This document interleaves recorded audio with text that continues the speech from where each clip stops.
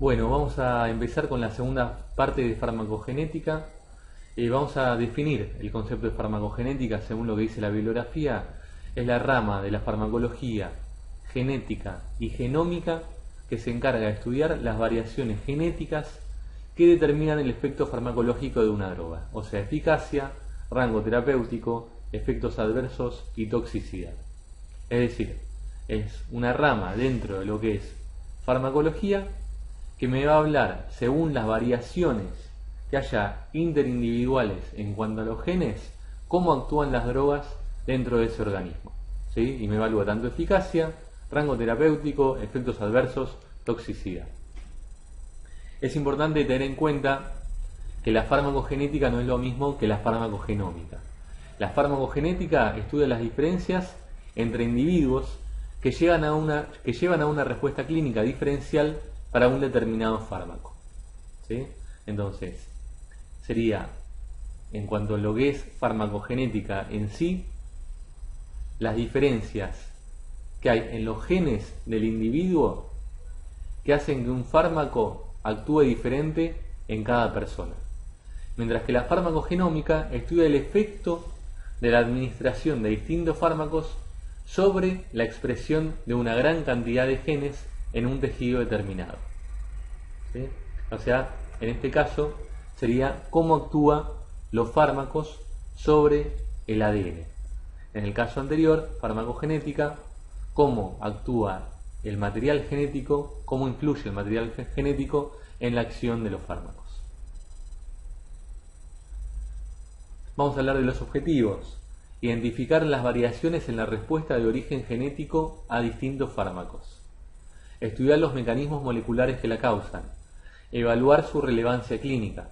Desarrollar métodos para identificar a los individuos susceptibles con el fin de evitar una respuesta anómala. Los beneficios, encontramos que si tenemos en cuenta la farmacogenética, los fármacos van a terminar siendo más poderosos. Van a ser drogas más seguras y mejores ya desde la primera vez. ¿Y por qué decimos desde la primera vez? Porque pasa mucho que, como habitualmente no disponemos de los datos genéticos del paciente que queremos tratar, pasa mucho que tenemos que iniciar con dosis bajas. Muchas veces iniciamos tratamiento con dosis más bajas de lo que habitualmente en la media se consideran terapéuticas. Y esto de comenzar con dosis bajas se hace mucho en farmacología, principalmente para evitar riesgos de toxicidad.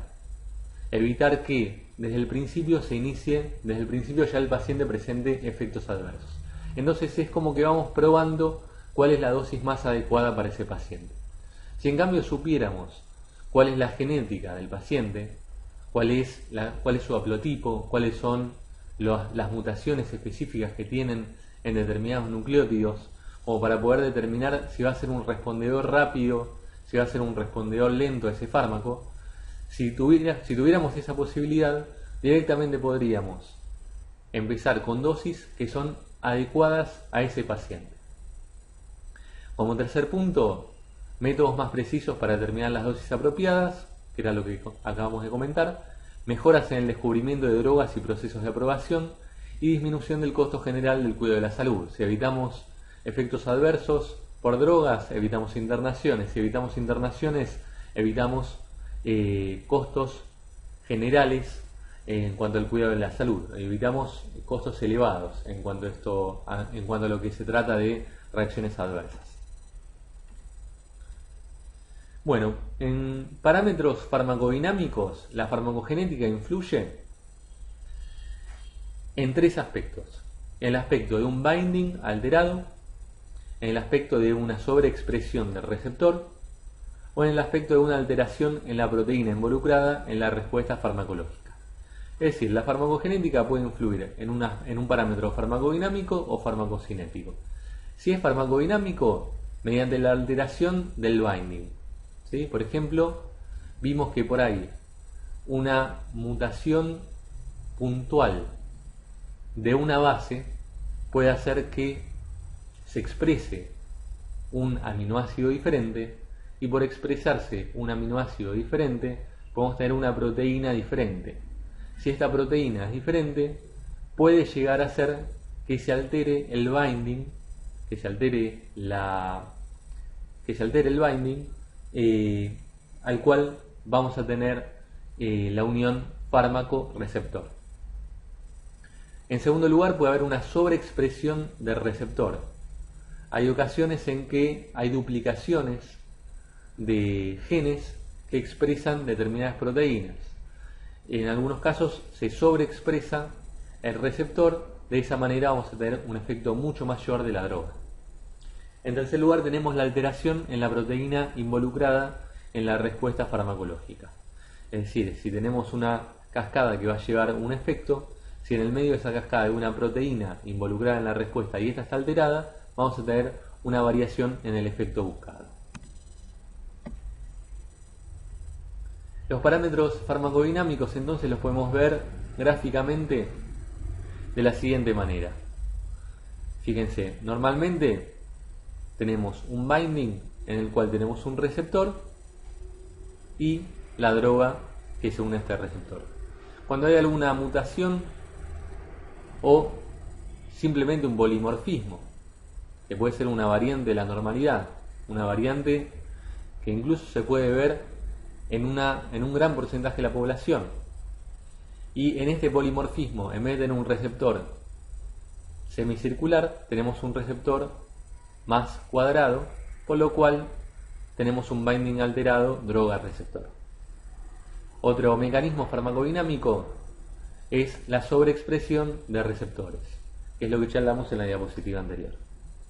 De esta manera podemos tener que en diferentes individuos la eficacia de los fármacos, de las drogas, va a ser diferente. Bueno, por otro lado tenemos los parámetros farmacocinéticos, y dentro de los parámetros farmacocinéticos el más importante son los polimorfismos del citocromo P450.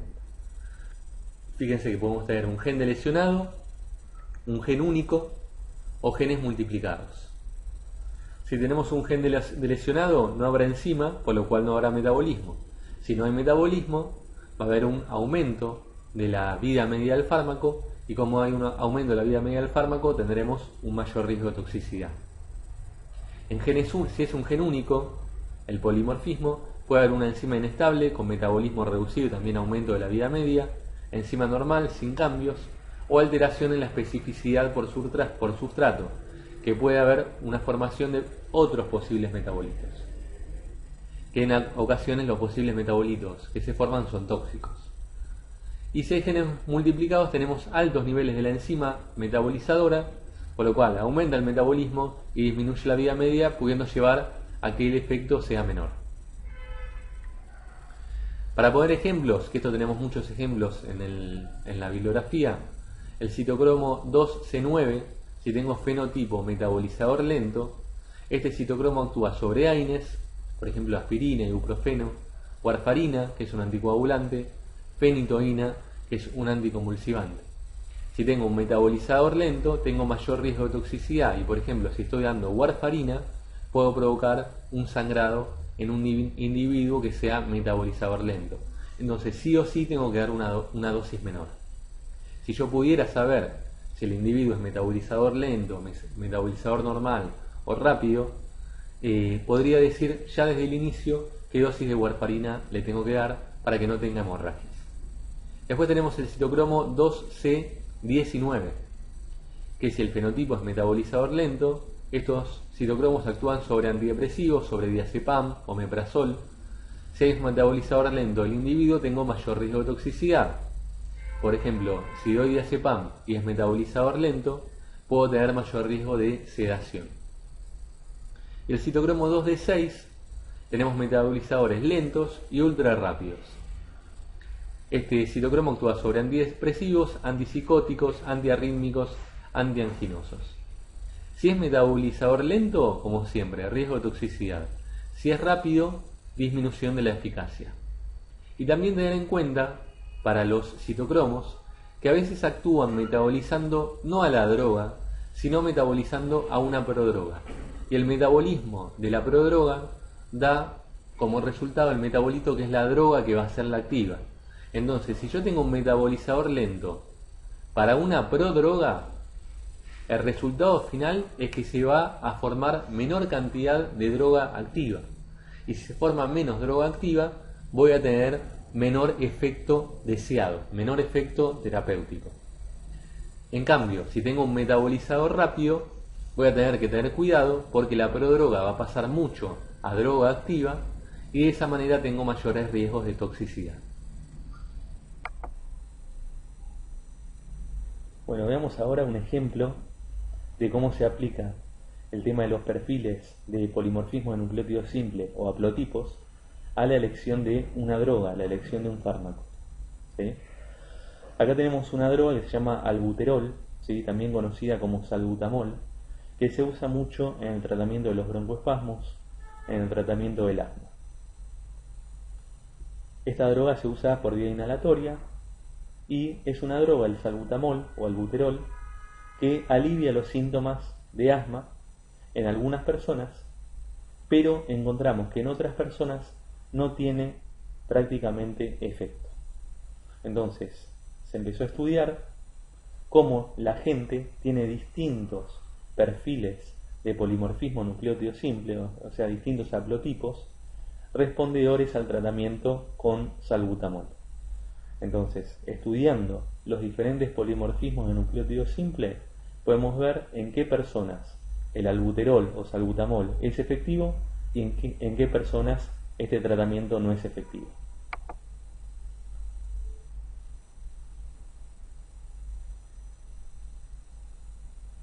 Fíjense lo que sabemos del salbutamol, ¿sí? El salbutamol actúa sobre un receptor que se llama receptor beta 2 adrenérgico, es un agonista de este receptor y al actuar sobre este receptor provoca una broncodilatación, aliviando los síntomas del asma. ¿Sí? Este es el mecanismo de acción del albuterol o salbutamol. Es la misma droga, distintos nombres. Hay que recordar que para que se exprese este receptor tiene que ser codificado por un gen.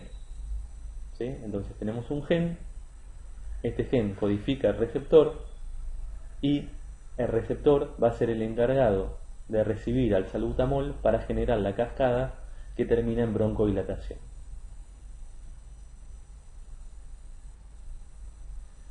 Fíjense entonces, si analizamos los pares de base, la cadena de pares de base de ADN en la región donde está el gen que codifica para el receptor beta 2, podemos identificar 13 lugares donde hay polimorfismos de nucleótido simple.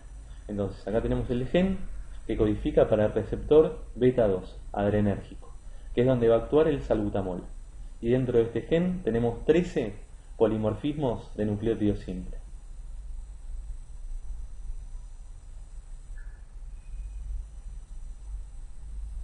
Entonces se identificaron de esta manera, como hay 13, se identificaron 12 haplotipos posibles, que son 12 combinaciones distintas de estos 13 polimorfismos de nucleótido simple. Matemáticamente las combinaciones de estos 13 polimorfismos de nucleótido simple son mucho mayores, pero lo que encontramos en la práctica real es que hay 12 haplotipos diferentes en la población.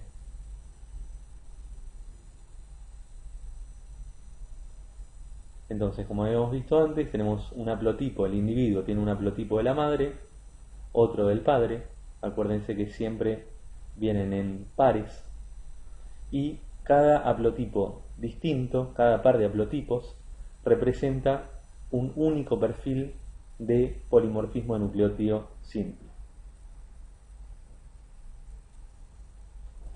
Entonces, en esta tabla, en este gráfico, podemos ver la frecuencia de los haplotipos más comunes encontrados en la gente con asma. Tenemos el haplotipo A, el haplotipo B, el C, el D, el E y otros. ¿Sí? Recordemos que eran 12 en total, pero estos son los más comunes. Y vemos que, por ejemplo, el haplotipo A es un respondedor pobre al salbutamol. El haplotipo B es un buen respondedor. El C, respondedor normal. El D, no responde directamente al salbutamol. Y el E es un muy buen respondedor al salbutamol. Entonces, si nosotros pudiéramos saber, por medio de la farmacogenética, cuál es el haplotipo del paciente que queremos tratar para un ataque de asma, podríamos saber, por ejemplo, si viene un paciente que se llama John y directamente ya sabemos de él que en su perfil de polimorfismo de nucleótidos simples, un perfil tipo D, tiene un haplotipo tipo D, el haplotipo de tipo D me dice que no responde en absoluto al salbutamol, podríamos decir qué tratamiento le vamos a dar a este paciente. Obviamente no iniciaríamos con salbutamol, sino que buscaríamos otra droga.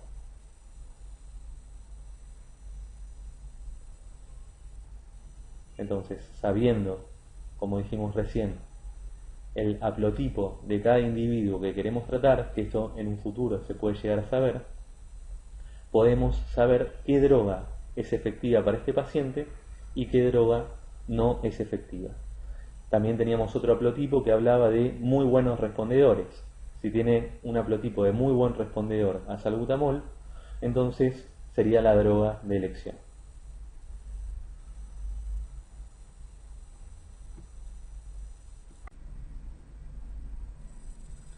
Para ir terminando, les quería comentar lo que se dispone actualmente como para poder saber cuál es la farmacogenética de un individuo. Se llama AmpliChip, es un dispositivo que hace diagnóstico in vitro y es el primer test farmacogenético basado en tecnología de microarrays a nivel mundial aprobado para uso clínico. Proporciona un estudio completo de las variaciones en los genes citocromo 2D6, 2C19, incluyendo deleciones y duplicaciones. Dichas variaciones tienen una implicancia directa en el metabolismo de un 25% de los fármacos actualmente prescriptos, y se pretende que el test ayude al clínico a individualizar el tratamiento del paciente tanto a nivel de fármacos como de dosis para los fármacos que se metabolizan a través de estos dos genes. Es decir, me dice si el individuo que le estoy por dar el fármaco es un metabolizador lento o rápido para estos citocromos. Y de esta manera puedo saber qué dosis le tengo que dar al individuo y si responde bien o no responde bien. Volviendo a lo que es los fenotipos metabolizadores, si es ultra rápido, en la curva de concentración-tiempo es probable que apenas puede llegar a alcanzar la concentración terapéutica, ¿sí? Y rápidamente, una vez que llegue a la concentración terapéutica, voy a caer por debajo de concentración, voy a caer a las concentraciones subterapéuticas. Si es eficiente, bueno, es lo normal, que apenas se llega a lo que es efectos adversos, se trata de no llegar a las concentraciones tóxicas, y baja a un nivel que me da un tiempo de concentración del fármaco en sangre que se encuentra en concentraciones terapéuticas. Esto es lo eficiente. Intermedio, ¿sí? Que tengo una metabolización algo más lenta, ¿sí? Por lo cual se llega algo a las dosis tóxicas y tarda bastante en desaparecer de sangre. Y el metabolizador lento, que una vez que doy la droga, permanece mucho tiempo en plasma, la droga activa, porque no es metabolizada, porque el individuo es un metabolizador lento. Entonces llego a concentraciones tóxicas y permanezco bastante tiempo en concentraciones tóxicas y luego recién bajo a concentraciones terapéuticas. Ahora sí, por último, comentarles un kit que también se encuentra disponible, que bueno, tuvo cierta repercusión a nivel de la ética, si es bueno que un individuo sepa cuáles son sus genes y los riesgos de tener esos genes, si es que se puede hacer algo para cambiarlos, ¿sí? Pero bueno, es un ensayo que me permite saber el estado de portador, los riesgos de salud y la respuesta a medicamentos, ¿sí? Por ejemplo, se puede hacer un rastreo de cómo el gluten impacta en la dieta, ¿sí? Si el individuo tiene un mayor riesgo de enfermedad celíaca. Se puede saber también cómo su propio ADN influencia en la respuesta a anticoagulantes, por ejemplo, ¿sí? Esto era lo que hablamos de la warfarina. hay individuos que requieren una menor dosis para evitar riesgos de sangrado. Otra cosa que me da este análisis es un reporte de riesgo en caso de que haya una pareja que esté buscando hijos, ¿sí?, para enfermedades congénitas. Y por último, un brazalete, ¿sí?, o sea, considerar tener un brazalete como alerta médica en caso de que haya efectos adversos graves, o sea, que el genotipo del paciente hable de efectos adversos graves ante determinadas drogas.